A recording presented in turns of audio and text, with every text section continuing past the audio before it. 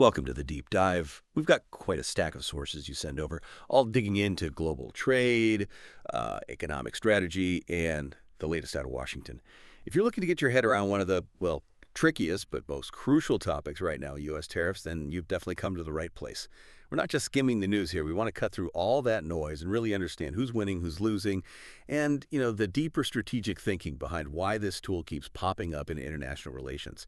Our goal really is to show you the huge ripple effect these tariffs create, right down to the price tag on the electronics and clothes you use every day. Okay, let's unpack this. So first things first, we need a really clear, simple definition. What is a tariff, basically? At its core, it's a tax that one country puts on goods coming in from another country. Yeah, and one of our sources had a great way to put it, which I think makes it super easy to picture. Think of it like a gate fee for goods wanting to enter a country's market. So say the U.S. puts a 25% tariff on imported steel. That just means a U.S. company buying that steel from overseas pays the original price plus that extra 25% tax as soon as it hits the border. Simple as that, right? Right. And what's really interesting is, historically, tariffs were a huge chunk of government income. But today, the money they bring in is almost secondary. Now, tariffs really serve two main strategic purposes. First, they're defensive. A shield, you could say, designed to protect industries at home. Okay. So if foreign companies are selling goods cheaper, maybe unfairly cheap, maybe just more efficiently, the tariff bumps up their price, making the local product look more competitive. Makes sense. And the second reason? That's maybe the more powerful one today. Political leverage. It's used like a sword, really, to push trading partners to negotiate, maybe give better terms, or to make them stop doing things the U.S. sees as unfair trade practices. Like currency manipulation or dumping. Exactly. And look, this isn't new. The U.S. has a long, long history with tariffs. They go way back, used right from the start as tools for both economic policy and political pressure. That's such a key point. These are old tools, definitely, but they've been, let's say, refined and aimed very pointedly at today's geopolitical issues. Which brings us right up to the modern day, this recent big surge in U.S. tariff action. It seems like Washington, in recent years, has been using tariffs less like a simple tax and much more like a strategic weapon. We've seen these higher tariffs slapped on goods from huge economies like China, the European Union, and sometimes even allies, right? Like Canada and Mexico. That's right. And the official reasons given, they tend to cover a lot of ground. Things like protecting key domestic industries, pushing back against what they call currency manipulation, or tackling these sort of systemic unfair trade practices. Right. And if we look at the current situation, our sources mention this continuing strategy, even now in 2025. The focus seems to be shifting, maybe beyond just basic stuff like steel and aluminum. Towards what specifically? More towards high-tech, really strategic goods. There's a renewed push, for instance, on tariffs targeting Chinese tech products, solar panels, and those critical rare earth minerals. Right, the things you really need for modern tech. Exactly. And this whole strategy ties directly into this bigger national goal they're calling economic resilience. Economic resilience. Tell us more about that. Well, it's not just about protecting American jobs anymore, though that's part of the pitch. It's more fundamental. It's about de-risking the U.S. economy and the national security setup, too. How so? Think about things like semiconductors, advanced batteries, or even certain medical supplies. The idea is to make the U.S. less critically dependent on foreign supply chains, especially chains controlled by countries seen as geopolitical rivals. That's a really important framing. It shifts the whole discussion, doesn't it? From just business competition to something much closer to national strategy, even security. It absolutely does. And when you frame it like that, ensuring American resilience, you can see why it kicks off such a fierce debate. Some critics jump on it, calling it economic nationalism, saying it'll just isolate the U.S., while others argue it's, a necessary correction, that it fixes decades of trade policies that they claim weakened America's industrial strength. Here's where it gets really interesting. Yes, because that strategic shift inevitably triggers reactions from the rest of the world. You raise your gate fee, they don't just accept it quietly. No, they hit back. Retaliation. Exactly. Retaliation is the almost guaranteed follow-up. One country's tax becomes another's countertax. It can turn billions of dollars in trade into, a battleground almost instantly. But doesn't that retaliation sometimes end up hurting the U.S. just as much, or even more? Affecting American consumers or specific industries? Oh, absolutely. In many cases, the pain comes right back. We saw some really targeted examples aimed squarely at certain U.S. political groups. Like what? Well, the EU hit iconic American products, Kentucky bourbon, Levi's jeans, and famously Harley-Davidson motorcycle. Yeah. Yeah. China went after U.S. farm goods, hard soybeans, pork, things like that. Even Mexico put tariffs on U.S. steel. And just the threat can cause chaos. Remember Harley-Davidson saying they might move production overseas just to dodge those EU tariffs? It shows how quickly things escalate. Wow. Okay, so that's the direct fight. But what about the wider ripples? It can't just be a two-way street. Surely companies try to find ways around these fights, right? Maybe creating some surprising winners. You're spot on. The huge disruption from the big U.S.-China tariff battles, well, it created a massive opportunity for other countries. Companies need reliable supply chains. They need predictable costs. They weren't just going to sit there and eat those new tariffs. So they look elsewhere. They scrambled for alternatives, and that led to countries like Vietnam, India, Taiwan, even Mexico benefiting hugely. They basically stepped into the gap as alternative places to make or assemble things. Ah, so they became the sort of safe havens. Pretty much. Beneficiaries of what we call trade deflection, investment and contracts that might have gone to China were suddenly rerouted straight to these other economies. It allowed multinational firms to kind of sidestep the main conflict zone. It was a massive, complex shift that redrew the global sourcing map incredibly quickly. That's fascinating. An unintended windfall for some. But let's circle back to, well, to you listening. How does all this high-level policy stuff actually affect your daily life, your wallet?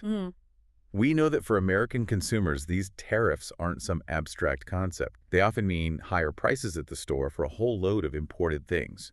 Cars, electronics, furniture, clothes, you name it. Definitely. That extra gate fee, as you called it, usually gets passed right down the chain to the final buyer. And it's not just consumers, is it? What about businesses here in the U.S.? Oh, it creates major headaches for them, too, especially firms that depend heavily on imported parts or materials, not just finished goods. Like a car company needing chips.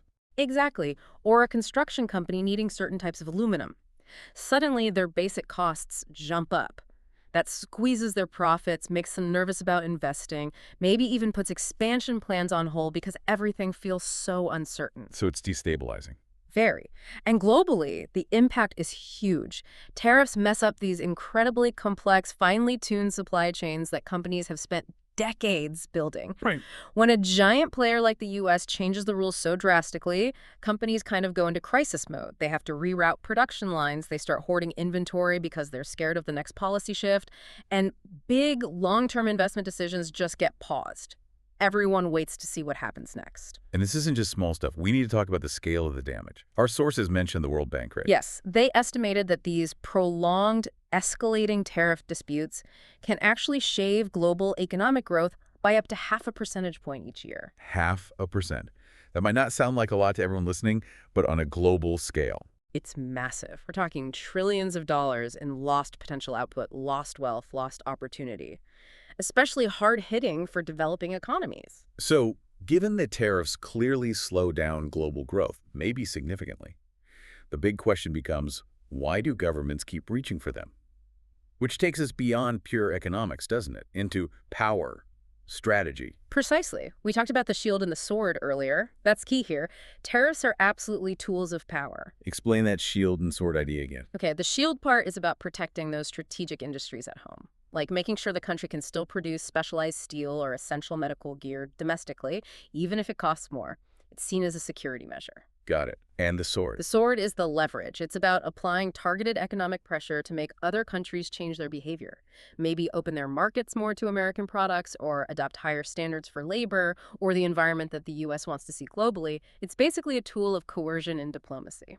And that coercion aspect seems increasingly linked to national security worries. Absolutely. This is really the core of that economic resilience strategy we discussed. When the U.S. puts tariffs on, say, advanced tech components or semiconductors from a rival nation, it isn't just about saving one specific factory. It's fundamentally about ensuring the U.S. isn't critically dependent on a potential adversary for the technology that runs, well, everything. Defense systems, power grids, communication. The foundation. Exactly.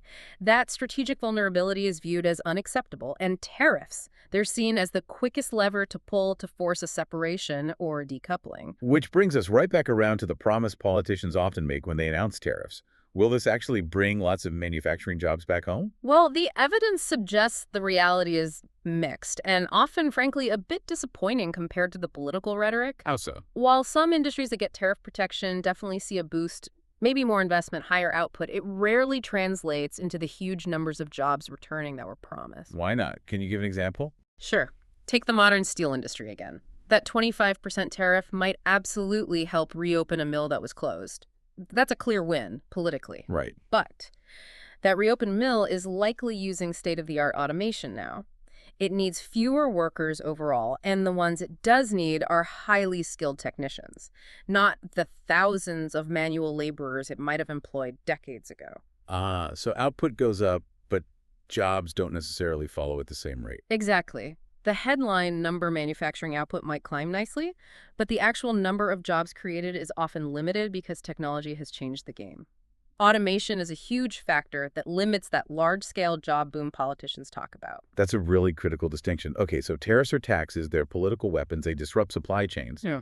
But they're not some magic bullet for jobs in today's economy. Yeah. So where does all this leave us? What's the path forward looking like?